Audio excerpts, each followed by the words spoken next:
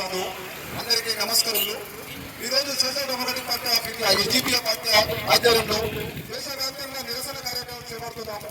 దానికి కారణం ఏమంటే ఏదైతే ఈ కేంద్ర ప్రభుత్వం బీజేపీ ప్రభుత్వం ఉంది, ఈ బీజేపీ ప్రభుత్వం ఏదైతే వక్ఫ్ చట్టం ఉంది, ఏదైతే ముస్లింస్ కు సంబంధించిన వక్ఫ్ చట్టం ఉంది, ఆ వక్ఫ్ చట్టాన్ని సవరణ చేయాలనే ఉద్దేశంతో వక్ఫ్ చట్టాన్ని పార్లమెంట్ లో ప్రవేశపెట్టడము, దాని తర్వాత ప్రజల పార్లమెంట్ లో భిన్న అభిప్రాయాలు రావడం తర్వాత ఏపీసీ కమిటీకి వెళ్ళడం జరిగింది.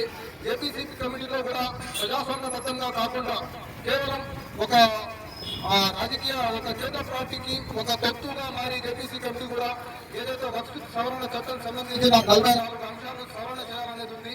దానిలో 14 అంశాలను సవరణ చేయొచ్చు అని కేంద్ర ప్రభుత్వం జేపీసీ కమిటీ ఆమోదం తెలపడం జరిగింది.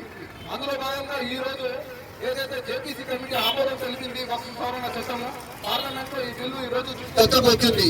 దీనికి మేము social democratic party of India తరఫున తీవ్రంగా ఖండిస్తున్నాం. ఎందుకంటే ఏదైతే ఇది వక్ఫ్ చట్టం ఉంది, ఈ వక్ఫ్ చట్టం అనేది కేవలం ముస్లింలకు సంబంధించిన చట్టం. వక్ఫ్ అంటే అది ముస్లింలకు సంబంధించినది, ముస్లింస్ సంబంధించిన ఒక ఆస్తి.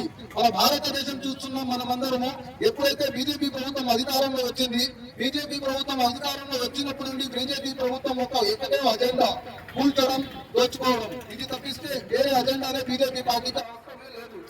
ఇది ఏదైతే వక్ఫ్ ఉంది మన దేశంలో మనం చూస్తున్నాం, మన భారతదేశంలో నంబర్ 1 స్థానంలో ఏదైతే ఇండియన్ ఆర్మీ వ్యవస్థ ఉంది, ఇండియన్ ఆర్మీ వ్యవస్థకు మొదటి స్థానంలో ఆస్తి ఉంది. దాని తర్వాత మనం చూస్తే రైల్వే డిపార్ట్మెంట్ కి ఆస్తి ఉంది. దాని తర్వాత చూస్తే ముస్లింస్ వక్ఫ్ చట్టానికి సంబంధించిన ఆస్తి స్థిరాస్తులు ఉన్నాయి. అది కొన్ని లక్షల ఎకరాలు ఉన్నాయి. మన ప్రతి చోట వక్ఫ్ చట్టానికి చెందిన వక్ఫ్ ఏదైతే ఉందో దానికి సంబంధించిన ఆస్తి పాస్తులు ఉన్నాయి. ఆ ఆస్తి పాస్తులు కాజేయాలనే ఉద్దేశంతో వక్ఫ్ చట్టానికి ఈ బీజేపీ ప్రభుత్వం కేంద్రం మీద తెచ్చింది. అది కేవలం ఒక ముస్లిం సంబంధించిన చట్టం మాత్రమే. ఏదైతే వక్ఫ్ చట్టం నుండి వచ్చే ఆదాయం అది ఇస్లాం వ్యాప్తి కోసము, మసీదుల మేనేజ్మెంట్ కోసం, ముస్లిం సమాజం అభివృద్ధి కోసం మాత్రమే ఈ వక్ఫ్ చట్టం అనేది ఉంది.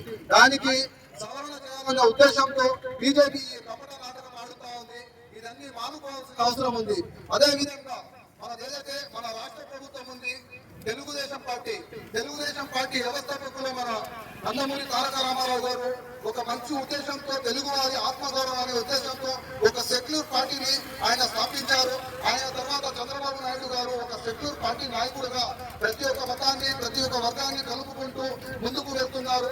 అలాంటి ఒక నాయకులు కేంద్రంలో ఈ బీజేపీ ప్రభుత్వం తెచ్చిన ఈ రాజ్యాంగ విరుద్ధమైన బిల్లును, ఏదైతే ఈ నల్ల చట్టము, ఏదైతే ఈ బిల్లు అమలైతే రానున్న రోజుల్లో భారతదేశంలోని ముస్లింస్ కమ్యూనిటీకి చాలా అన్యాయం జరుగుతుంది.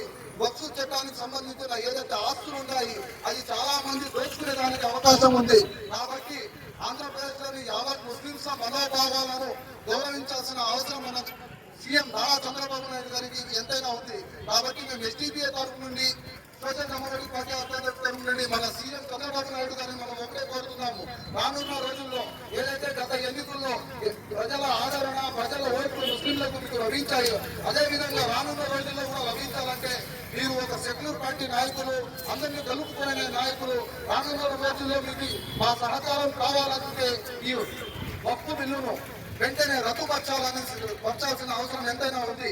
కాబట్టి వెంటనే మన చంద్రబాబు నాయుడు కూడా ఈ వక్ఫ్ బిల్లును రద్దుపరచాలని, అదే విధంగా ఈ కేంద్ర ప్రభుత్వం ఈ బిల్లును ఆపాలని, ఒకవేళ చట్టంలో పార్లమెంట్ లో ఒకవేళ ఈ బిల్లు పాస్ అయినా కానీ ఈ బిల్లును ఎవరు అంగీకరించే ఉద్దేశం లేదు. ఎందుకంటే ముస్లింల రక్తంలో పోరాటం అనేది ఉంది. ఏదైతే కేంద్ర ప్రభుత్వం ఈ బిల్లును స్థాపించిందో ఆ బిల్లును మేము అస్సలు ఒప్పుకోము. ఆ బిల్లును ఈ రోజే ఈ ప్రజా సమక్షంలో దేశవ్యాప్తంగా బిల్లును మేము చింపడం జరుగుతూ ఉంది.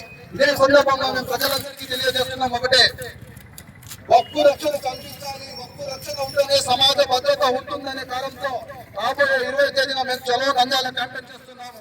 ఈ కార్యక్రమంలో ప్రతి ఒక్క సోదరుడు, ప్రతి ఒక్కరు విచ్చేసి ఈ కార్యక్రమానికి జయప్రదం చేసి బీజేపీకి ఎస్డిపిఐ పార్టీ నుండి ఈ సభాముఖంగా తెలియజేయాల్సిందిగా మేము ఎస్డిపిఐ పార్టీ తరఫున తెలియజేస్తున్నాము. నాకు ఈ అవకాశం ఇచ్చిన పెద్దలందరికీ కృతజ్ఞతలు తెలియజేస్తున్నాము. జై హింద్, జై ఎస్డిపిఐ.